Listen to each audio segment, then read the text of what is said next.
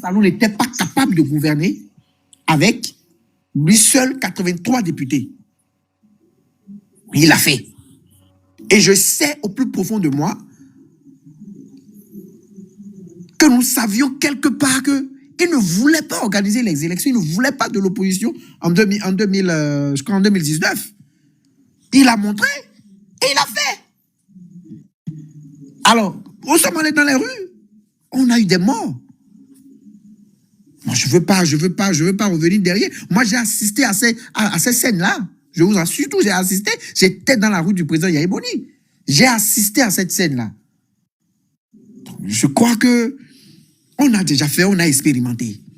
Sur 10 ans, on a expérimenté. On a été contre. Vous savez combien les conséquences, nous les connaissons.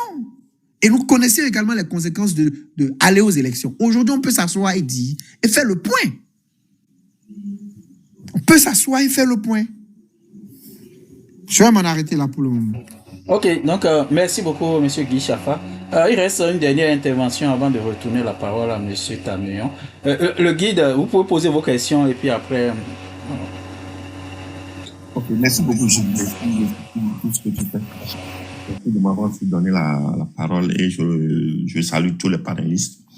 J'ai quelques questions pour M. Karim. Ma première question est ceci. Nous savons tous le bilan de votre leader, le président de votre parti, à la tête de notre pays pendant 10 ans, de 2006 à 2016. Dites-nous concrètement, à quoi vous vous opposez au fait? Vous vous opposez à quoi, en fait? En dehors de démocratie, en dehors de liberté, de retour aux exilés, de retour des exilés, assises nationales, en dehors de tout ça là, vous vous opposez à quoi, en fait? Ça, c'est ma première question. Ma deuxième question est ceci. Pour le financement des partis politiques, le 15 mai 2023, le chèque que vous avez reçu, c'est sur le chèque est devant moi. Le montant sur le chèque, c'est 118 165 137 000 francs CFA. L'argent là. De francs CFA. L'argent là, ça servi à quoi en fait? Qu'est-ce que vous faites? Qu'est-ce que vous avez fait de cet argent-là? Et pourquoi, avec vos 28 députés, vous ne pouvez pas initier une proposition de loi modificative pour réduire ce montant qu'on attribue aux partis politiques ou carrément supprimer cette loi-là, le financement des partis politiques, si vous aimez vraiment le peuple? Ça, c'est ma deuxième question. Ma troisième question est ceci. En 2023, vous avez rejeté le budget et la loi des finances 2023. Malgré tous les amendements que vous avez proposés qui ont été tenus compte dans le vote du budget. Mais malgré cela, le budget 2023, vous avez voté contre. Mais pourtant, dans ce budget, il a été prévu la construction, par exemple, de la route Kota-Kouandé. Et j'ai été surpris de voir, lors du lancement de cette route, les démocrates s'assoient là-bas pour le lancement. J'ai vu votre deuxième vice-président s'asseoir. Est-ce que c'est ça là, une opposition? Selon vous, c'est ça l'opposition au Bénin? Ma dernière question. Qu'est-ce que vous nous proposez aux Béninois? Parce qu'on vous a déjà vu les 10 ans passés à la tête de notre pays. Qu'est-ce que vous nous proposez de nouveau concrètement? Dites-nous. J'en ai fini pour le moment. Ok, donc il y a plusieurs questions de Monsieur le guide qui n'entrent pas dans le cadre de ce débat, mais je vais laisser en toi la liberté à Monsieur Karim de choisir s'il veut reprendre ou pas. Mais avant ça, je vais permettre à Monsieur Tameyon de réagir d'abord parce qu'il avait eu une ou deux questions pour lui et après on va passer la parole à Monsieur Karim. Merci, cher ami. Je voudrais, quand j'avais pris la parole, je n'ai pas salué ceux qui sont présents sur le panel. Toutes mes excuses pour cette maladresse. Je vous salue, je vous considère tous et je suis toujours heureux d'être ici et de vous écouter parce que, comme j'ai l'habitude de le dire, j'apprends énormément à vos côtés. Il y a une personne, je ne connais pas les gens de nom, donc excusez-moi, j'ai pris les questions dans l'ordre. Je voudrais les résumer pour m'assurer que j'ai vraiment bien compris les préoccupations de ceux qui m'interpellent sur ces questions-là. La première question qui rassemble d'autres intervenants après, c'est si on ne va pas aux élections, quelles solutions nous proposons et comment mobiliser le peuple. Cette question rejoint la question qui demande le positionnement d'Azanaï. Pourquoi le ministre Azanaï n'est pas capable de mobiliser le peuple comme il avait l'habitude de faire sous Yahi Boni. L'autre question je n'ai pas bien compris ça, 0 député. Oui, quelqu'un a dit que les 28 députés jouent un rôle parce qu'avec 0 député, que rien ne s'était passé sous l'Assemblée. Je voudrais m'assurer que j'ai bien compris cette question-là et je m'excuse déjà d'avance si les réponses que je vais apporter n'abordent pas suffisamment les aspects exposés, qu'ils m'en excusent et qu'ils m'interpellent. Je voudrais d'abord aller progressivement pour qu'on comprenne les positionnements de chacun de nous. Après les élections de 2019,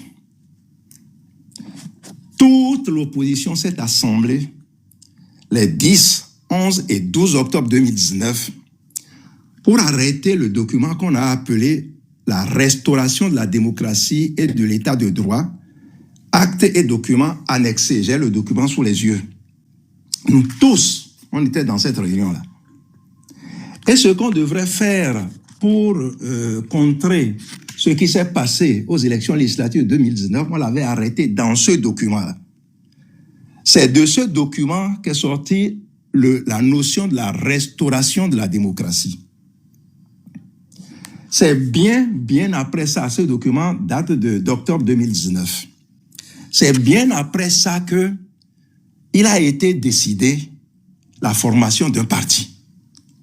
Et c'est en partant de ce document-là, alors que nous avons créé le cadre de la restauration de la démocratie, où était présent tout le monde, l'Église catholique, les christianistes célestes, les protestants évangéliques, les musulmans, tout le monde était dans ce rassemblement-là. Et on a tenu la grande assemblée à l'hôtel Tulipe. On a voulu prendre une salle, on nous a empêché et les gérants de l'hôtel nous ont mis une bâche. Et on a tenu ça dans une bâche. Les gens étaient venus de tous les arrondissements du Bénin, plus les associations, les organisations de société civile comme les religions, tout le monde, les syndicats, tout le monde était là. Les syndicats ne sont pas autorisés à faire politique. Et c'est pour ça que nous avons pensé que ce cadre-là était le meilleur cadre qu'il fallait faire pour contrer ce qui se profile à l'horizon. C'est juste après les élections de 2019, ça. C'est après ça que le parti Les Démocrates a été créé. En infraction à ce document-là. C'est ça qui justifie le positionnement du ministre Azanaï. Le ministre Azanaï dit, mais c'est ensemble qu'on a dit, voilà ce qu'on va faire. Si vous créez le parti Les Démocrates, venez dans ce cadre-là. Et le bureau de ce cadre-là avait, au sein de ce bureau du cadre de restauration-là, c'était Azatassou qui représentait le bureau des démocrates. Moi, j'étais des démocrates, pourtant, on a mis ce cadre-là en place. On a dit, bon, vous avez fabriqué le parti, j'étais membre fondateur, mais venez dans le cadre de concertation. Ils sont venus dans le cadre de concertation et après, ils ont disparu. Nous, à l'approche des élections législatives, on a dispersé le bureau du cadre de concertation. On nous a arrêtés tous. À Léoulou, moi, on dit Alexandre Madame Afudjobo, on l'a aidé à sortir parce qu'on n'a pas voulu qu'on l'arrête et c'est la seule dame parmi nous. C'est comme ça qu'on a dispersé le bureau de ce cadre de restauration, du cadre de restauration de la démocratie. Alors, le seul qui est resté fidèle parmi nous tous dans ce cadre-là, c'est Azanaï. Donc, si vous allez le voir et vous lui tendez, vous formez un autre cadre où vous acceptez des gens qui nous ont trahis, comme les TB Expérience, qui sont de la mouvance organisée. Vous les acceptez dans un cadre que vous créez et vous demandez que nous autres, là, nous venons dans ce cadre-là travailler avec vous. On ne viendra pas. Pourquoi vous voulez qu'on vienne? Mais quand vous vous comportez comme ça, quelle lecture vous donnez au peuple, à la population? Quand vous vous asseyez et qu'un TB est assis à côté de vous, parmi vous, qu'est-ce que vous voulez? Qu'est-ce que vous voulez que le peuple... Moi, j'avais des milliers de personnes qui ont connu TB avec moi. Dans tous les arrondissements du Bénin. Mais vous pensez que moi, là, si vous m'appelez et que TB était assis avec vous, président de parti, moi, je viendrais faire quoi? C'est les vrais problèmes que ça crée, ça. C'est les vrais problèmes.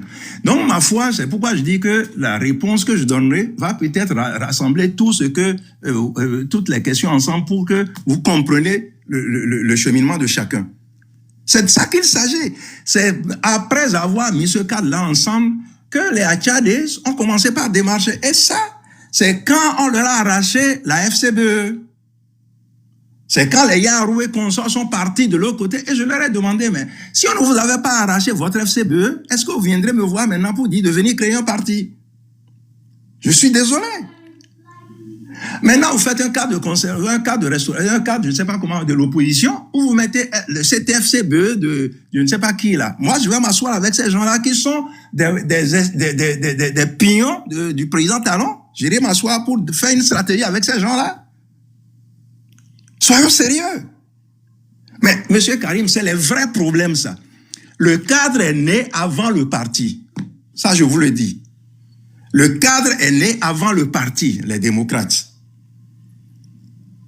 Comprenez les réactions de M. Azanaï. Comprenez ça. Mais moi, je ne peux pas venir m'asseoir. Vous m'avez dit que si... Moi, je suis sorti de prison, j'ai cherché à rencontrer le président Yahi maintes et une fois. Il ne m'a jamais reçu. La dernière fois je lui ai parlé, c'est à Boycon, à l'enterrement de Saturnin Soglo, paix à son âme, où il était là-bas avec le président Soglo. J'ai été le voir, je dis, monsieur le président, je voudrais vous parler. J'ai des témoins, ce que je dis là, si je mens, il y avait des gens présents, des députés LD étaient là. Et j'ai dit, non, il faut que je vous le dise. Il dit, on est à l'église. Je dis, c'est devant le bon Dieu qu'on dit les vérités. Je voudrais vous dire deux vérités, deux phrases, monsieur le président. Il dit, je vais vous appeler. Il ne m'a jamais appelé jusqu'à ce jour. Donc, ce n'est pas moi qui ne veux pas faire la discussion. Ce n'est pas moi. Mais comprenez que la démarche qu'on a faite, des gens appartenaient à un cadre qui a été créé. Ces gens-là sortent de là, vont créer un parti. Et créer un parti s'associe à des gens qui sont de connivence avec la présidence, avec le pouvoir. Et ces gens-là, les décident. Moi, au départ, la dernière réunion à laquelle j'ai assisté en tant que responsable démocrate, c'est à Boycon. Et c'est quand on a pris la décision là, à Boycon d'aller aux élections législatives, je leur ai dit, mais moi, je ne suis pas contre qu'on aille aux élections législatives. Mais je voudrais être le directeur de campagne. Je ne suis pas candidat, je ne veux pas être candidat. Mais mettez le comité de direction de campagne en place. Moi, je veux diriger la campagne. Ils ne peuvent pas accepter ça. Ils ne peuvent pas séparer la direction de campagne de la direction du parti. Impossible. Je vous expliquerai en privé pourquoi ils ne pourront pas le faire. Ce n'est pas toute chose qu'on dit en public. Ça ne s'est pas fait. Et le reste, je sais ce qui s'est passé. Vous voulez que moi je m'associe à ça? Vous voulez que moi je m'associe à ça? Je ne peux pas m'associer à ça. La première intervenante m'a demandé, il me dit, la mobilisation du peuple, je ne sais pas quoi, mais quelle est la solution que je propose? Je n'ai pas de solution. Je dis, il y a plusieurs propositions qui sont sur la table. Certains disent qu'il faut aller aux élections. Ils paraissent tellement convaincus que je veux y croire. Mais l'échéance vers laquelle nous allons, c'est l'échéance de rupture avec du système patrice ou d'enfoncement des racines du système patrice. Nous avons, à cause de nos mauvaises prises de décision, on est là où on est là on a permis à ce système-là de faire 10 ans. Moi, quand il a commencé, je me suis dit, ce truc-là ne va pas durer 3 ans. Ça, on l'a subi pendant 10 ans. Mais si on était organisé, il peut pas faire ça. C'est parce qu'on a laissé les élections législatives de 2019 qu'il a fait ça pendant 10 ans. Et je vais répondre quand même à celui qui a dit que nous avons eu 0 député. Mais Patrice a voulu, excusez-moi, le président Patrice Talon a voulu qu'on ait 0 député parce qu'il veut. Et quand il a voulu que nous soyons là, on est là. Et c'est ça que moi je combats. C'est-à-dire que pourquoi tout un pays va faire la volonté d'un individu? Moi, c'est mon problème. On ne peut pas faire la volonté d'un individu. On doit s'asseoir et discuter et arrêter, faire des compromis, parfois même des compromissions pour avancer. Alors, mais quand nous respectons tout ce qu'il dit, il nous donne ce qu'il veut. Ce que moi je propose comme solution d'abord, il y a une bonne partie. Et moi, je sais, je vous ai dit, le front dirigé par Laurent Métognon, où il y a les communistes, il y a nous autres, moi je suis là-bas, le ministre Aoudou Ali est au front, il est démocrate, mais il est là-bas, et il tient le même langage que moi.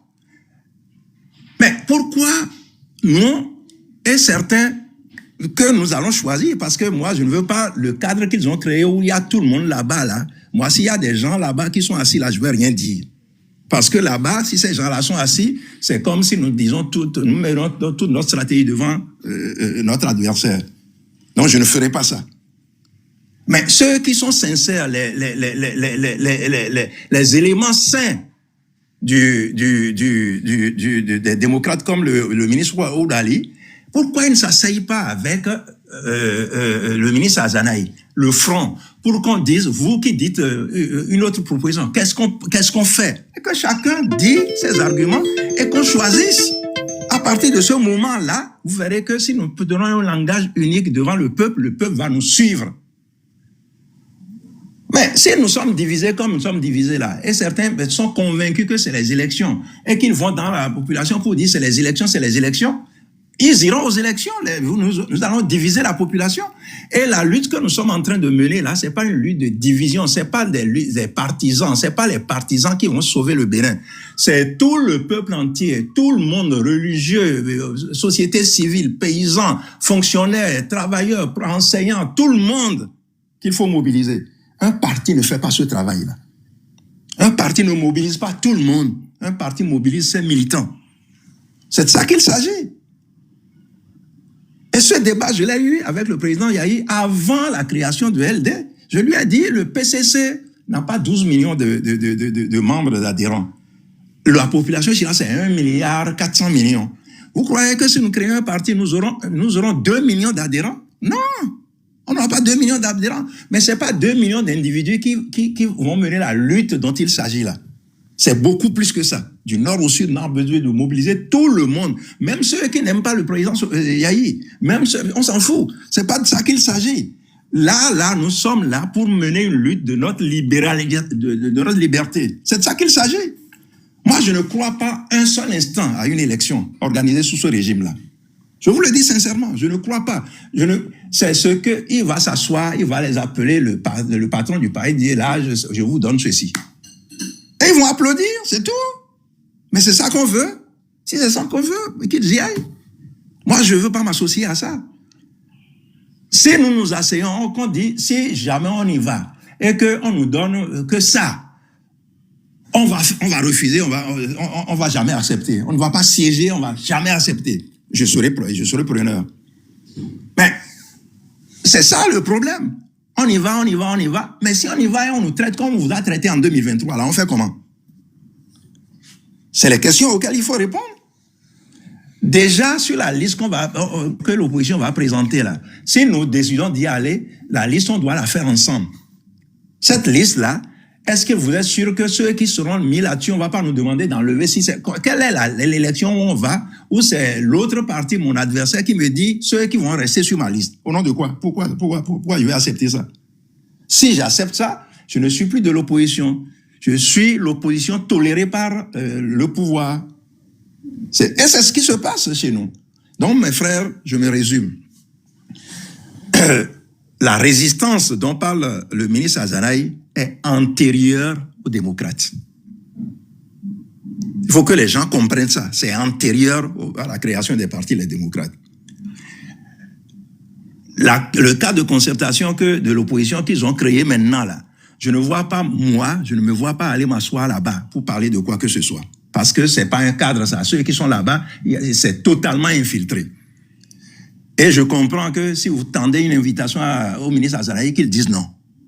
Moi, je comprends ça. Moi, je n'irai pas m'asseoir là-bas pour dire quoi que ce soit. Je ne perds pas mon temps. Je n'aime pas perdre mon temps.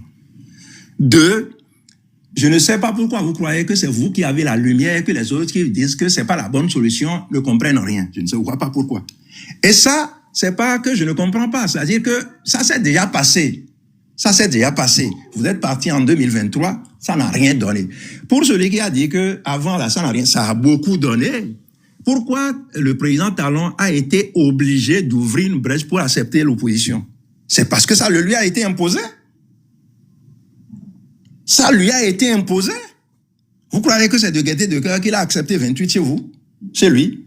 C'est pas de gaieté de cœur. Donc le système, moi je ne me sens pas concerné par toutes les lois qui ont été votées par ce Parlement-là. Je l'ai dit. Je l'ai dit à Jacques Ayayi, je lui ai dit, moi je ne me sens pas concerné. Moi, Joseph Tameyon, ces lois-là, je ne me sens pas concerné. Et le jour venu, si je participe à un groupe, toutes ces lois-là seront de nul effet. Tous ceux qui ont touché de l'argent par ces lois-là, on va les mettre en débat. On va les mettre en débat, parce que c'était pas un parlement, ça. Mais s'il veut que ça continue comme ça, qu'il continue comme ça. Moi, je préfère qu'il ait continué de cette manière-là que de m'arranger pour m'asseoir là-bas pour dire que je fais semblant. Non, il ne faut pas faire semblant. C'est en faisant semblant qu'on consolide son pouvoir. C'est de ça qu'il s'agit. Donc, mes frères, je m'excuse si j'ai élevé le ton, c'est ma passion, je suis très passionné quand je parle de ces choses-là. Vous m'en excusez, mais j'ai une expérience de ces choses-là. Je peux vous parler. J'ai une expérience. Le Parti communiste, je vous l'ai dit, n'a siégé à aucune assemblée avant de mener la lutte jusqu'à la victoire en 90. Il n'a jamais siégé dans aucune... Et il travaille, il continue de travailler dans le pays. Moi, je suis un produit du Parti communiste, et qu'à un certain âge, je me suis dit, ils ne veulent pas vraiment travailler avec la population, ils sont trop marginalisés, il faut que j'aille à la REB, c'est ce qui m'a conduit à la Renaissance du Bénin. Mais moi, j'ai travaillé longtemps à la Renaissance du Bénin avec le ministre Azanaï, je le connais un peu, je peux parler de lui.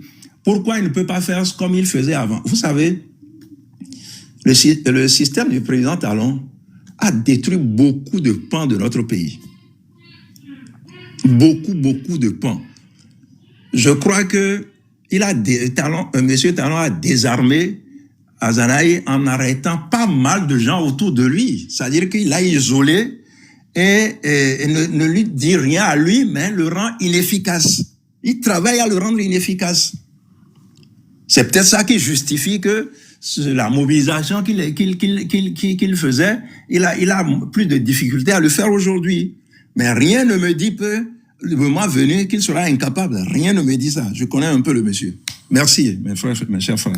Je m'excuse si j'ai été un peu trop fort avec certaines personnes. Je m'excuse. Je m'excuse.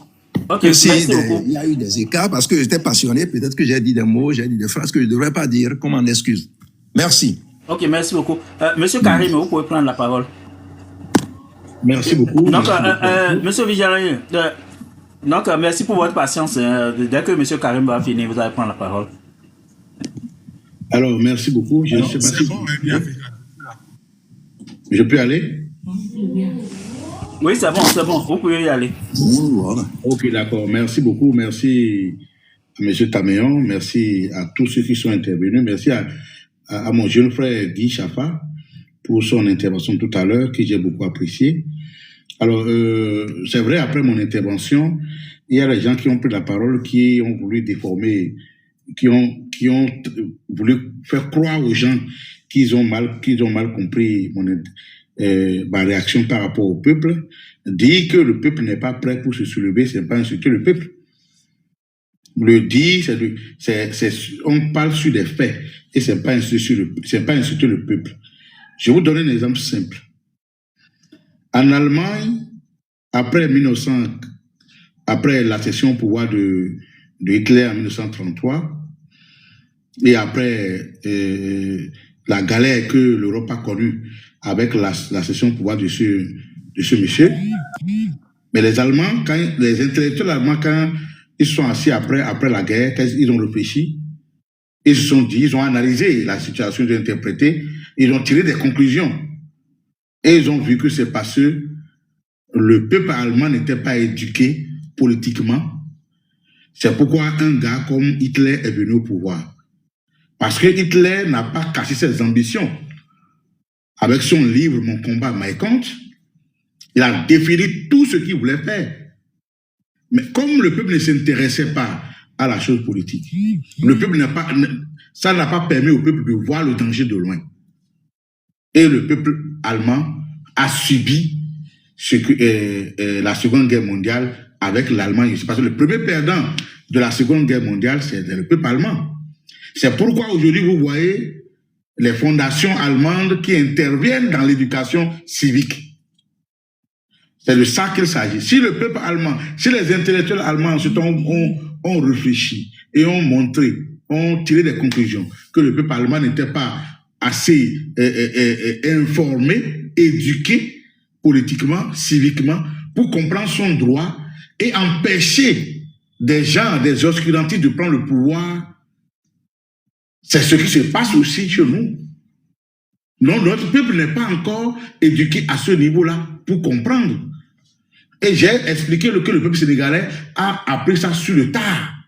C'est pourquoi le peuple sénégalais a eu d'expérience sur la contestation politique et c'est ce que nous avons constaté au Sénégal. Pour que Diomaye Faye vienne au pouvoir, c'est le fruit d'une expérience de la contestation politique. C'est ce que je voulais expliquer. Donc, je n'ai pas méprisé le peuple béninois. C'est tout un processus avant qu'on arrive à ce niveau-là. Lorsque vous voulez postuler, il faut avoir d'expérience. Avant d'avoir d'expérience, il faut avoir fait quelque chose. Donc, je n'ai pas voulu, les gens ont voulu déformer ma réaction en disant que, voilà, j'ai voulu mépriser le peuple. Pas du tout. Voilà dans quel cas je l'ai dit. Deuxième chose, les gens pensent que l'élection générale de 2026 est une élection pliée. Non. Et à ce niveau-là, je rejoins mon jeune frère Guy Chapa pour montrer qu'en réalité que c'est vrai. J'ouvre une parenthèse pour nous dire que la Conférence nationale des forces vives de la nation, dont M. Tameyon est un témoin oculaire de cette conférence nationale, ce qui est sorti de la conférence nationale, la constitution qui est sortie de la conférence nationale, le président de la République est trop puissant. Et tout le monde le sait. C'est vrai que ça dépend de l'attitude, ça dépend de l'éducation, ça dépend de la foi de celui qui est au pouvoir, parce que c'est la même, les gens me diront que c'est la même constitution qui était là quand le président Segou a pris le pouvoir, il n'a pas fait ce qu'on a constaté. C'est la même constitution qui était là quand le général Kérékou a repris le pouvoir en 1996, il n'a pas fait ce qu'on a constaté. Même chose que Yahi, c'est vrai. Mais qui dit Segou et Kérékou, Yahi n'est pas égal à Talon.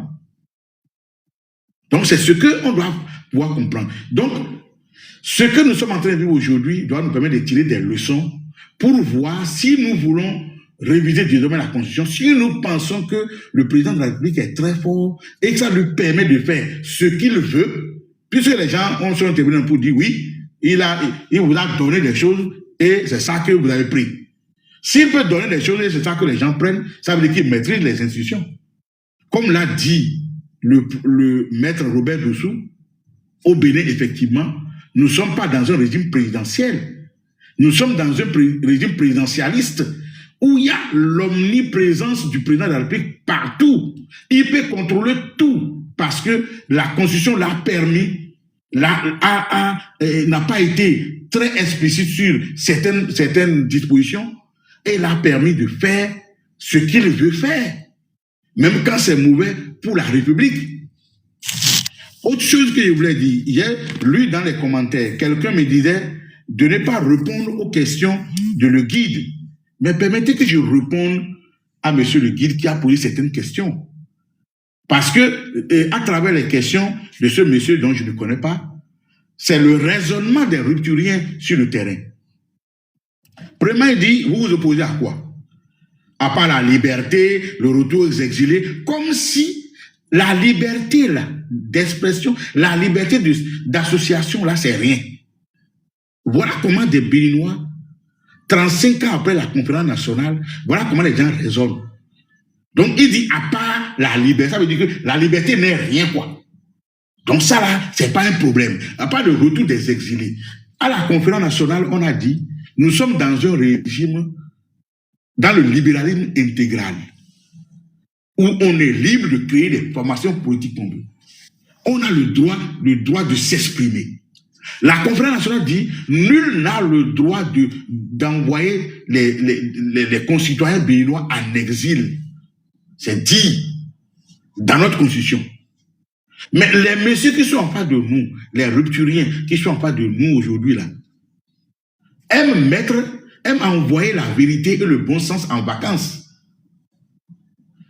Ils envoient tout ça en vacances et ils pensent que parce que, au nom du sentimentalisme, parce qu'aujourd'hui, pour que le peuple évolue, pour que l'État évolue, pour que la démocratie puisse évoluer, ce n'est pas affaire de sentimentalisme. Mais au nom du sentimentalisme, ils disent, à part ça, là, vous êtes opposé à quoi? Moi, je le retourne la question. Monsieur le guide, allez lire la constitution de notre pays. Ce que nous avons retenu. Ce que nous, là, on s'est assis, là, on a retenu. Ce n'est pas la constitution révisée en procédure d'urgence dans la nuit noire de Porto-Nouveau, là, hein. Cette pagaille qui a été faite, ce n'est pas ça. En 90, on a pris 3 mois. Les gens ont parcouru les contrôles du Bénin pour permettre d'aller prendre l'avis des gens avant de pouvoir rédiger la constitution que nous avons aujourd'hui. Ça n'a pas été la même chose que ce que vous avez fait sous la rupture. Il parle du financement politique des partis, du financement public des partis politiques. Il dit qu'il a un chèque devant lui, on a pris un chèque de 118 millions, machin. À quoi sert cet argent? Lorsque vous ne lisez pas les lois de la République, ne participez pas à des débats comme ce que nous sommes en train de faire. C'est parce que ici, c'est des débats sérieux. Ce n'est pas des débats de ceux qui ont l'appareil de lire les têtes de la République. La charte des partis politiques en vigueur en République du Bénin exige que les partis politiques aient de sièges sur le plan départemental. Un siège, une secrétaire, imprimante et ordinateur, une secrétaire qu'il faut payer. On a 12 départements, plus le siège national. La charte des partis politiques exige aux partis politiques d'animer la vie politique. Je vous donne un exemple simple. Lorsque vous dites, je suis une formation politique, comme le Parti des démocrates par exemple, vous dites, bon, je vais animer la vie politique, je vais quadriller tout le territoire national. Nous avons 5295 villages. Et les villages politiques, pour ceux qui font la politique, savent qu'il y a des gros villages qu'on peut subdiviser pour pouvoir mieux quadriller. On peut aller à 6000 villages, par exemple. Lorsque vous voulez installer les structures dans chaque village et que vous décidez de remettre 15 000 francs CFA, 15 000 francs CFA, pour pouvoir installer les structures de village, vous êtes à plus de 100 millions de francs CFA.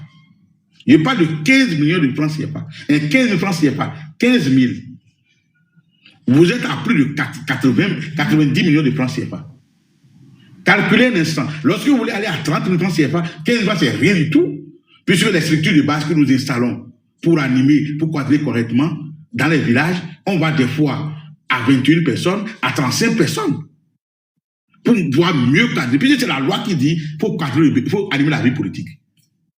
Le seul fait de faire cette installation-là et de l'animer, donc ça veut dire quoi? L'installation seule. Lorsque vous dites que vous êtes à 30 000 francs par, mais là pour aller installer des gens, pour payer au moins le déplacement des gens, que les gens viennent. Avec 30 francs ne va pas suffire. Mais je prends le cas de 30 000 francs CFA, vous êtes à plus de 180 millions de francs CFA. Pour cette opération-là. Ça, c'est pour l'installation seule. Et lorsque vous voulez animer maintenant la vie politique, vous allez faire comment? Ça veut dire qu'il faut régulièrement aller huiler ces structures-là pour que ça marche. Ça veut dire que 180 millions de francs multipliés par le nombre de fois par an. Lorsque vous dites, qu'est-ce que nous faisons de cet argent? C'est parce que vous n'avez pas eu la loi pour comprendre que il faut payer les secrétaires, il faut animer la vie, il faut que comment on appelle, les sièges soient fonctionnels. À l'instant où je vous parle, ce soir, ce mercredi, ce mercredi soir, le ministère de l'Intérieur et de la Sécurité publique peut venir faire une visite inopinée dans vos sièges. Ils l'ont fait pour le siège de l'Atlantique ce soir, pour le Parti démocrate. Et le siège était animé. Qu'est-ce que nous faisons de cet argent? C'est pour respecter la loi que vous, les rupturiens, vous avez votée. Alors, lorsqu'il parle on a refusé un budget et qu'aujourd'hui, des voies sont financées et que nous allons à ce niveau-là. D'abord, je lui dis d'abord, c'est quoi un budget? Il faut qu'il comprenne d'abord ce qu'on appelle un budget. Un budget, c'est l'expression chiffrée de la politique d'un gouvernement. Vous êtes contre la politique d'un gouvernement où l'homme est chosifié, où l'homme n'est rien, où le matériel est plus important que l'homme. Et on vous présente le budget de cette politique, le budget de ce gouvernement-là, c'est-à-dire l'expression chiffrée de ce gouvernement-là. Vous allez voter pour? Et après, il se trompe en disant que, voilà, qu'ils ont financé la voie Kota Kouandé, que le deuxième vice-président de notre parti, les démocrates, était là. Ce n'est pas Kota Kouandé. On n'a jamais été président à Kota Kouandé. Je pense qu'il veut faire allusion à la voie, à la voie Péléchounou, à l'Edjo, jusqu'à Séméré. Cette bretelle-là, je pense que c'est de ça qu'il veut parler. Lorsque vous voulez parler de votre pays, soyez sûr de ce que vous voulez parler. Il faut faire un effort de comprendre de quoi il s'agit exactement. Alors, pour finir, en conclusion, qu'est-ce que je dis? Je voudrais dire simplement en conclusion que l'élection qui est en train de venir là n'est pas pliée. Ce n'est pas vrai. L'élection là n'est pas pliée. Et les rupturiers le savent, le président de la République le sait. Lorsque quelqu'un vous impose quelque chose, jouez à son jeu et montrez-lui réellement, comme l'a dit mon jeune frère Guy Chapa tout à l'heure, ce que nous pouvons faire aujourd'hui, c'est d'aller sensibiliser le peuple qui s'est abstenu. En réalité, si Patrick Talon a gagné les élections, ce n'est pas parce que le peuple veut de lui. Quelqu'un qui a déclaré qu'il a pris le risque d'être impopulaire. Et après, il gagne les élections présidentielles de 2021 avec 86%. Allez-y comprendre ce qui s'est passé réellement. Si Patrick Talon a fait le truc, c'est parce qu'il y a eu des absents. Il y a eu des gens qui sont abstenus. Le problème, c'est d'aller expliquer au peuple que c'est vous qui êtes souverain. C'est vous qui devez sortir pour voter. Sortez et votez. La Sénat, je vais vous donner un exemple simple.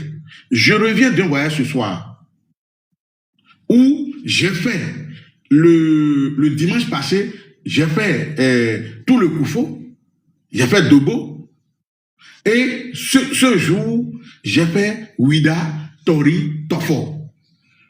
On devait faire Omassé et Alada. Le temps n'a pas suffi. Pour aller faire quoi? La Sénat a lancé des recrutements sur son site pour que les gens puissent s'inscrire et suivre la formation en ligne et se faire recruter pour être agent électoral. Nous, démocrates, on a dit, on ne doit pas croiser les bras. Il faut aller former nos militants de circonscription électorale en circonscription électorale, de commune en commune, pour que les gens puissent s'inscrire sur cette plateforme-là pour être recrutés. Parce que la plateforme peut prendre 100 000 personnes. On se donne pour objectif de faire le maximum possible. Pourquoi? Pour que lorsqu'ils vont faire des choix, nos éléments vont être parmi les agents électoraux de la Sénat. C'est pour faire quoi? C'est pour réduire la fraude électorale.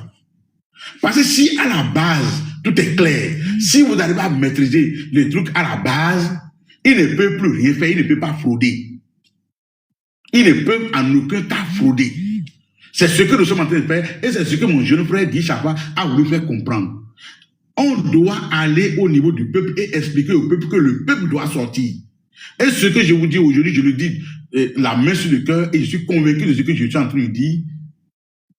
Si on arrive à éduquer le peuple béninois, c'est vrai, c'est difficile parce qu'on le fait avec des moyens très limités. Si on arrive à quadriller le pays, à expliquer au peuple que le peuple sorte pour voter, lorsque le jour du vote, les rupturiers vont voir que le peuple béninois fait un rang interminable pour aller voter, ils vont plier le bagage le même soir.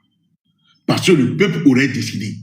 Parce qu'on aurait éduqué le peuple à pouvoir refuser ce qui est en train d'être imposé.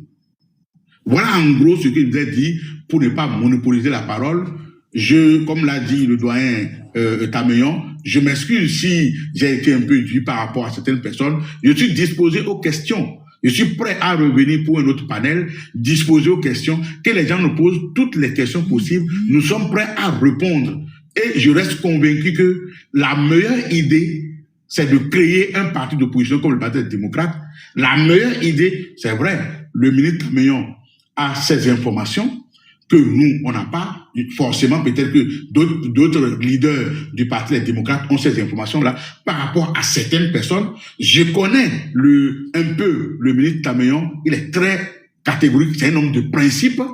Lorsque il veut faire un combat, il n'y a pas à aller revenir, ainsi de suite. Vous faites un combat, vous n'avez pas dit quelque chose aujourd'hui et demain revenir pour dire bon, et si on était un peu flexible. Mais je demande avec un peu d'humilité, avec un peu de respect au ministre à M. Tameyon d'être de temps en temps un peu flexible sur certaines questions pour pouvoir mieux réfléchir. Parce que moi, je pense qu'en 2026, on aurait fini avec la rupture si réellement nous rentrons dans le système de la rupture tel que le Parti démocrate est en train de faire et le confondre avec ses propres lois. On est en train de confondre les partis siamois là avec leurs propres lois. Et je vous garantis qu'aux élections prochaines, les deux partis ne peuvent pas être devant le Parti des démocrates. Et ils le savent très bien. Et pourquoi on va voir ce résultat? Parce qu'on s'est patienté, on est rentré dans le peuple, on a éduqué le peuple, on a continué à montrer au peuple réellement. Parce que notre peuple est à près de 70-75% analphabète. On a montré au peuple réellement qu'il faut que le peuple se lève pour dire non à certaines choses. Et pour se lever, il faut aller voter pour dire non. Et lorsqu'on vous dit non, et lorsqu'on a des preuves de ce que nous sommes en train de dire, et je vais vous rassurer en disant, le Parti des démocrates est en train de prendre toutes les dispositions pour qu'aucune de ces voix ne soit votée et que les preuves matérielles soient là. Parce qu'on a fait l'expérience en 2023, on est allé à la Cour constitutionnelle, la Cour constitutionnelle nous a prononcé des choses terribles, et on a vu que désormais, on ne va plus commettre cette erreur-là, on va prendre des dispositions pour avoir des preuves. Et ces preuves-là, vous allez voir ce qui va arriver. On va faire des revendications. C'est quand le peuple va voir réellement que réellement les gens vous ont taquiné. Les gens ne peuvent pas vous taquiner comme ça, que le peuple va dire non. Et je pense que le président de la République, le président Talon, sait très bien que ce qui a été fait sous son régime, tout n'a pas été bon. Il le sait très bien. Parce que c'est un homme comme tout le monde, c'est un Béninois comme tout le monde. Peut-être il a dit, quand il rencontre des gens, il peut faire certaines choses, il peut être faire des choses de bonne foi, qui peut être mal interprété. Moi, je ne crois pas, c'est un humain. Mais moi, je pense réellement que, du fond de lui, il pensait faire du bien au peuple. Mais nous, on est là pour lui dire en réalité que non, Ce n'est pas ça, faire du bien au peuple. Et je pense qu'avec ça, il va se corriger et il va, parce qu'il n'y a jamais de cause perdue. Il n'a jamais de cause perdue. Prêcher dans le désert, ne pensez pas que prêcher dans le désert, c'est un truc qui n'est pas bien. En prêchant dans le désert et dans le pacifisme, des fois on arrive à résoudre des problèmes. Et comme l'a dit mon jeune frère, le Parti des démocrates avec à sa tête le président Boni Yahi, qui a été un homme d'État, ne va faire comme le PASTEF au Sénégal, qui est sorti dans la rue. Parce que Sonko n'était pas un homme d'État. Mais par contre, ici, nous sommes dans un cas différent où il y a eu un homme d'État, on ne peut pas faire certaines choses. Voilà ce que je voulais dire, monsieur Jules. Merci beaucoup de m'avoir donné la parole et je suis le live jusqu'à la fin, même si je n'ai pas eu la parole. Merci beaucoup. Ok, merci beaucoup.